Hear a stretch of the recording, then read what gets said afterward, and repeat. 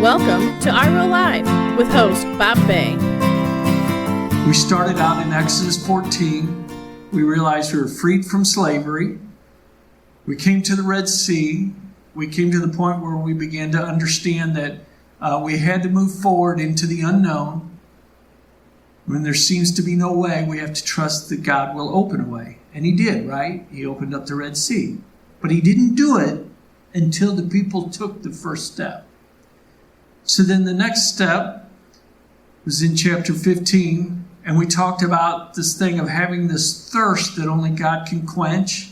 And we're going to see as we go through in this study, thirst does kind of tie into a connection. That thirst is that connection with God. You guys have heard it. People talk about probably that we all have this God-shaped hole in our heart that only He can fill. I kind of like that, but as this thing, we have a thirst. You guys ever been thirsty and you drink water and it's like, no, that ain't quite it. And so you try some lemonade, but sometimes it makes you more thirsty, and you try other things and it just don't quite get there. Well, that's kind of the way our life is. And when we don't have this connection with God, Jesus had told the woman at the well in John chapter 4 that He has a water that if we drink of it, we will never thirst again. In chapter 14, it's where the children of Israel had come to the waters that were bitter. God showed Moses a tree, and He threw it in there, and it made the water sweet. And we talked about how it kind of parallels with the cross to come.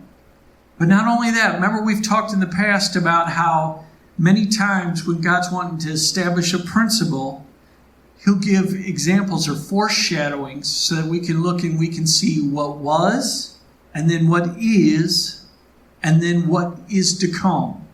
We can see that in the Bible. In the Old Testament, they'll have a what was, and then a what is. It's a what is that's happening in the Old Testament, and then what is to come. So like in this example, we would say there was a what was in the garden. Remember, there were two trees. There was a tree of the knowledge of good and evil, but there was also the tree of life. That's what was the tree of life. And then what is, in this part of the story, is bitter waters. But when the tree is put in there, it makes them sweet. And so it gives an idea of the tree of life, of it giving life, because water is life.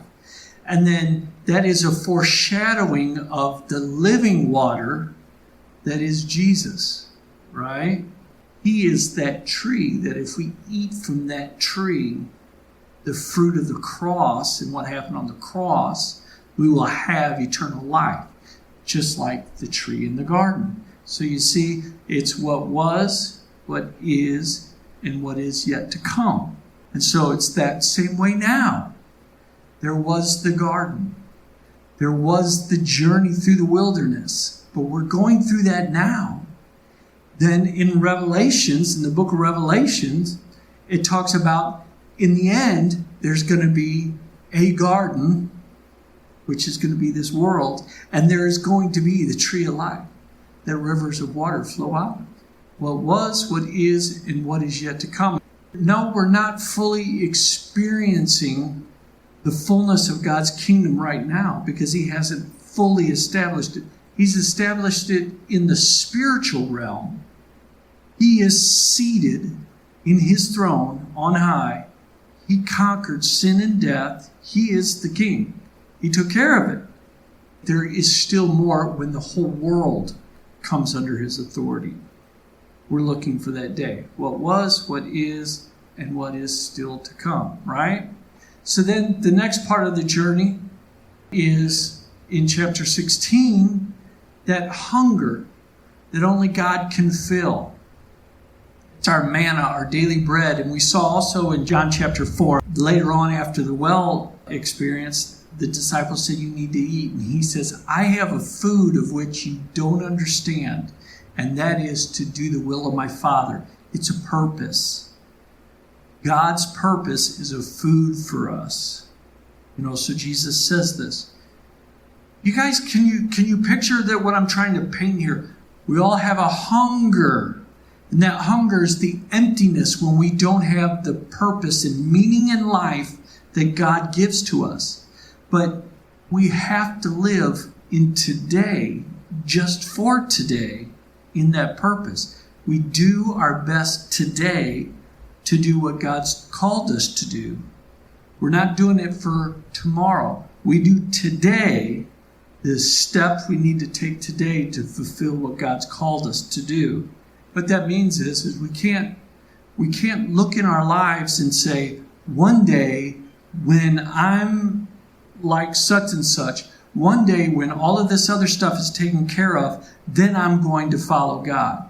One day when I've got all of my ducks in a row, then I'll be able to walk in the calling that God has for me. Or one day when I pay all my bills, how's that? I remember a time thinking, God, how can I do what you want me to do when I can't even pay my bills? How can I fulfill it? And I kept waiting for God to do all of this stuff so that I could get about doing his work. And that wasn't what he wanted. He wanted me just like at the edge of the sea. He wanted me to step out, and then I can begin to trust him today. Like Jesus says, give us this day our daily bread. So I step out today in what I have, and then God meets my need, and he prepares everything. He's preparing everything so that when tomorrow comes, everything's in tomorrow that needs to be there. So then I walk in that part. I wanted to be able to learn to play the guitar, and I had like no money. Many years ago, we had like no money. My kids were young. And if I had to choose between getting shoes for my kids or buying a guitar, you have to choose for your kids. And so I had no money. I had gotten $50 for something. It was a gift. And so I went to the pawn shop, and they had this purple and white painted guitar.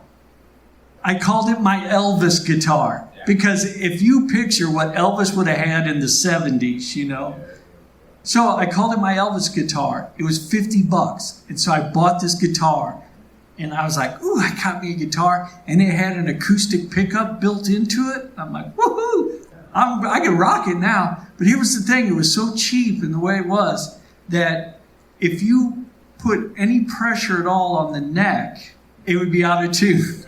So you had to be very careful how you played, because you couldn't put any pressure on anything unduly, because it would be out of tune. And it sounded like a cigar box. Actually, I say that, but when it went through an amplifier, it sounded okay. But I would get excited playing, and I played really hard then. And so I'd be moving my arms around, and this thing would be going in and out of tune, in and out of tune. And it'd be like having a whammy bar in there. So I needed to get a better guitar. I needed to get a good guitar. I went to a music store down the street from me, and I went in there and started looking at guitars, and there was this purple Ibanez guitar, and it was beautiful to me. It was beautiful. Hanging up there on the wall, I got that thing down and I played it.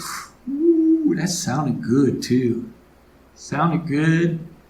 It had the acoustic pickup. It had a Fishman pickup, which at the time was really a really good pickup. And said you could run it through an amplifier. I'm like, oh man, I play the guitar. Played the guitar for a few minutes. I'm like, oh man, I love this guitar. And the price tag was hanging on the neck. And so I reached up, or on the headstock, I reached up and turned that price tag, $490. Guys, this is 25 years ago. $490. I'm like, I'm never going to be able to afford this guitar. I'm never, yeah. And I did. I went there a couple of times, and I was like, I would look at that guitar. I took it down and played it that first time. But I would go and I would get strings for my Elvis guitar, and I would just look at that guitar and just think, God. So Christmas comes up, and my grandpa had given me some money for Christmas. My parents gave me some money. I put that money back. A little bit of time goes. My birthday comes. I get a little bit of birthday money. You guys, I didn't have near enough. I had like 200. After saving for a long time, I had like $238. I'm like, this will take forever. This will take years for me to be able to take the money without taking from the family. And so I actually took $30 of that $238. I took $30 and I bought something that I didn't need. I just had an impulse buy. You guys ever go a long stretch without being able to spend money? And so you get a little bit of money in your pocket and suddenly it's like, ooh, yeah. And so you buy things that you don't really need. Yeah, impulse buy things. And then that money's gone and it's like, oh, man, what did I do? This was crazy. It feels good for a minute, a hot minute. I bought something for $30. Can't even remember what it was.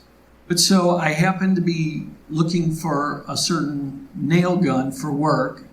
And at that time I would buy tools from the pawn shop because it was cheaper. So I went into this particular pawn shop I like to buy tools at. I walked in.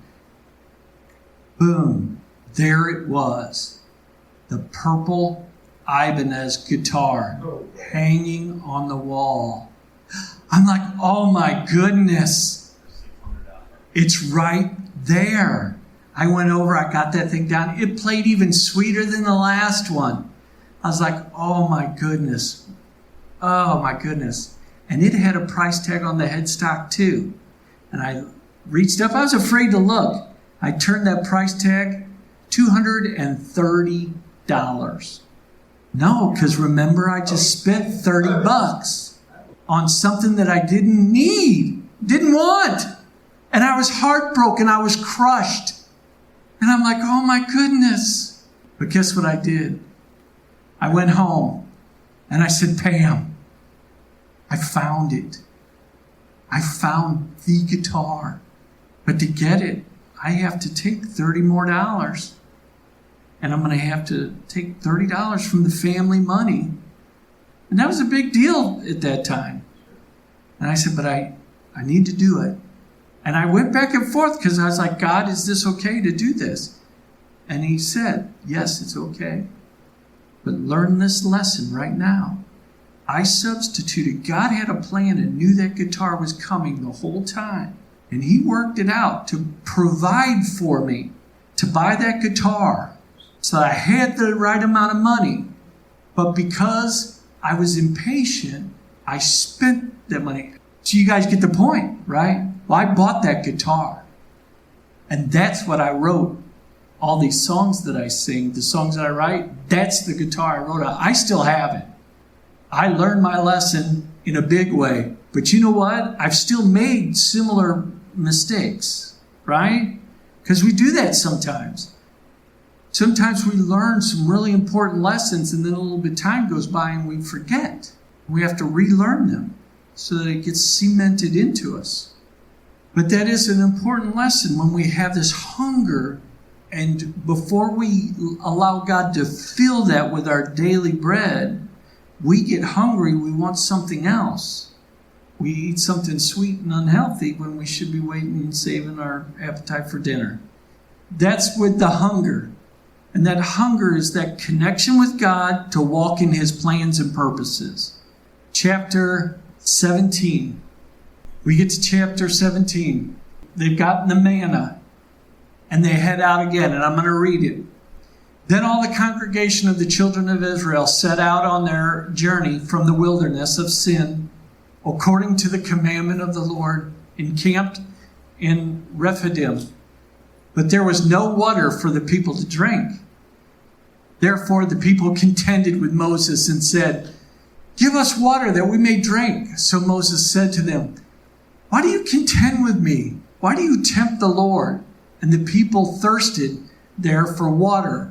And the people complained against Moses and said, why is it you have brought us up out of Egypt to kill us and our children and our livestock with thirst? Every step in this journey that we've taken, they have complained, right? They have complained every step. But what did God do in every step? He met their need, right? But in doing that, he always put a little tag on it so that they could learn something. He didn't punish them. He would do a little something each time so that they could learn and understand. thirsting again. When we don't have that connection with God, it makes having meaningful connections to people around us very difficult. They were thirsting again. Remember, this is finding that lesson again. They drank the sweet water at Marah, got their food, got their bellies full, and that's a lot of times what happens with us. Things start getting better. We're thirsty and hungry. We have an encounter with God, and things start getting better. But then that connection begins to be lost.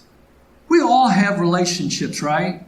We all have connections with the people around us. And so when I talk about thirsting, we all have the need to have relationships with the people around us.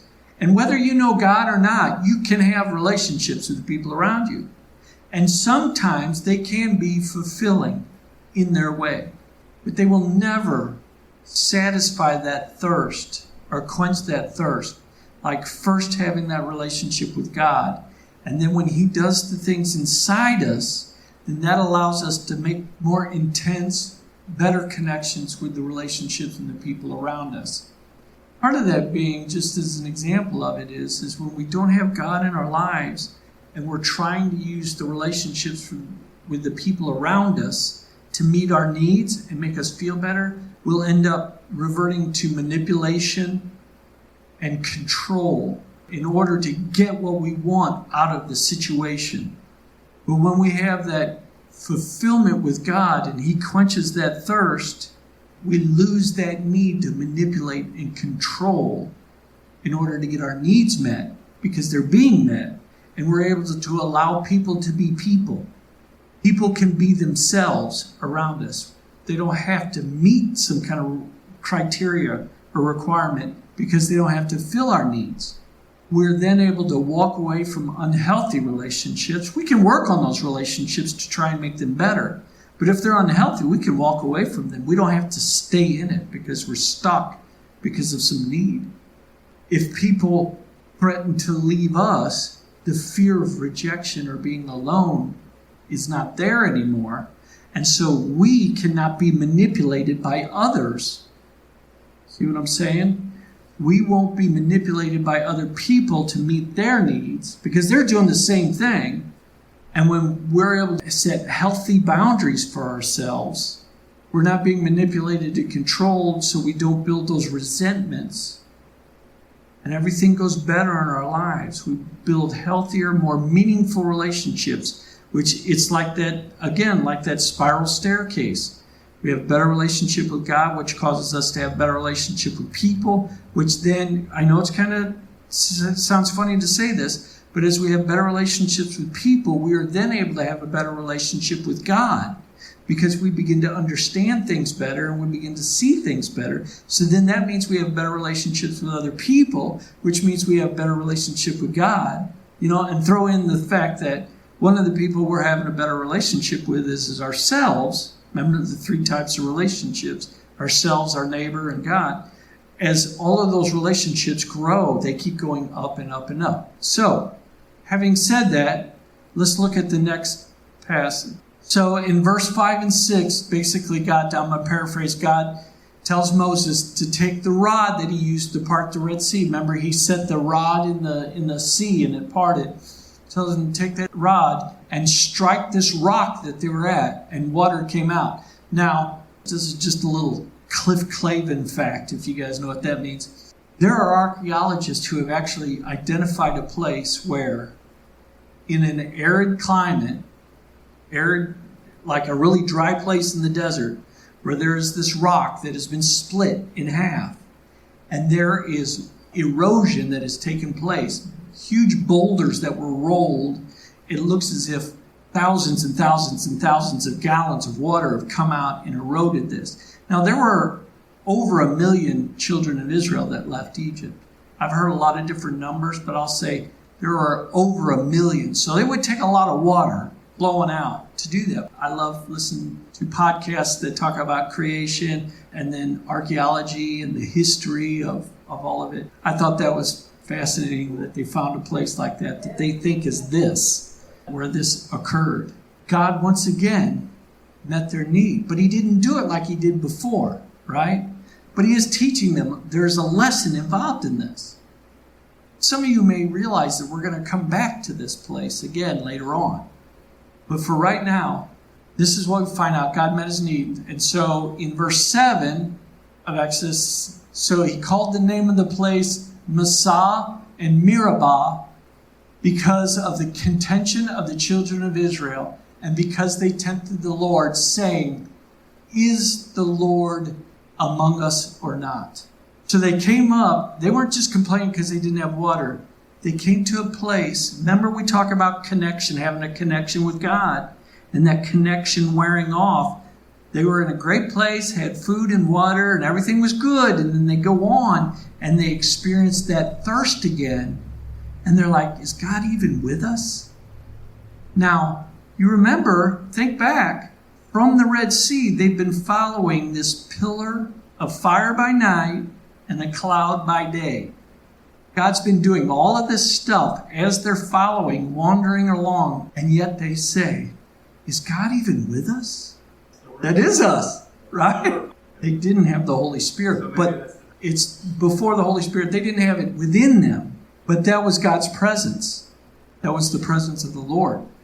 The people are still struggling to make the connection, saying, is God even with us? But God is being patient and providing anyway. Now remember, we're on our journey, and we're taking these steps, and we have to learn these lessons as we go. And if we keep thirsting and complaining and wondering if God is even with us, how many times, he's not going to hurt us, he's not going to punish us, but how many times do we have to keep coming back to the rock? In Exodus 17, verse 8, that's right after they said, God with us. Now Amalek came and fought with Israel in Rephidim. If you look up the name Amalek, he's a dweller of the valley, or one who licks up. This is a low-life person, right? They were the enemies of the children of God. He was a descendant from the line of Esau. Remember, there was Jacob, and that's where the children of Israel came from. Jacob's name was changed to Israel when he fought in the wilderness. Remember that lesson, wrestling with God. Amalek was a descendant of Esau, which was Jacob's brother. Until now, they've been just wandering. This is the first battle. This battle is fought in the valley. This is an important part because in our lives, we're going to have mountaintop experiences and we're going to have valley experiences. And we have to learn in the wilderness about how to deal with the valley experiences. As we begin our relationship with God, God frees us. We make our decision. We begin to learn about trusting him. We begin to learn about finding ourselves in him, our purpose in him. We will begin to fight this battle. This battle will look like depression. This battle will look like anxiety. It will be a valley experience. Depending on who you are and your personality type will depend on what exactly this battle looks like. Because for some people, certain things won't bother some people, but other people it'll bother more. I have struggled in my relationships when people around me seem judgmental or critical of me, and they make comments. And I've had family members in the past when I was new. I had this one particular family member that if they said something in a certain way, it would send me into a spiral for days, sometimes weeks. It would be like a cloud would be over me. And that affected everything else that happened in my life. It affected the way I interacted with Pam and my kids, the way I interacted at work, just because of the way this person said things. Now, the Bible does say we wrestle not against flesh and blood, but against principalities and powers of the world. This person did say things that would hurt me. And because of who they were, it would follow me and it would create this cloud. But they were just speaking out of their hurt, and that allowed them to be used by the enemy to hurt me. I became very resentful at this person because it felt like, why would they do this? Why would they continue to do this? Why don't they understand how bad this hurts me? They had no idea. And only part of the hurt that I had was because of what they said.